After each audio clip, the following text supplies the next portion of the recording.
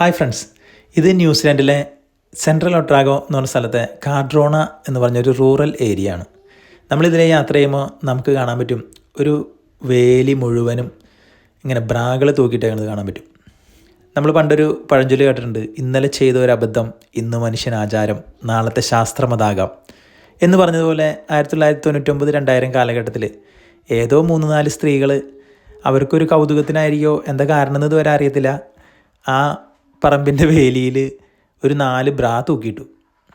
തുടർന്ന് വന്ന ആളുകൾ അതുവഴി പോയപ്പോൾ കൗതുകം തോന്നി, മറ്റു പല സ്ത്രീകളും അതുപോലെ തന്നെ ചെയ്തു.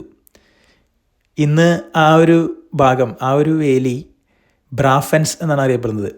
അതിനിപ്പോൾ ബ്രാഡോണ എന്ന് 2015 മുതൽ ആളുകൾ വിളിച്ചു തുടങ്ങിയിട്ടുണ്ട്.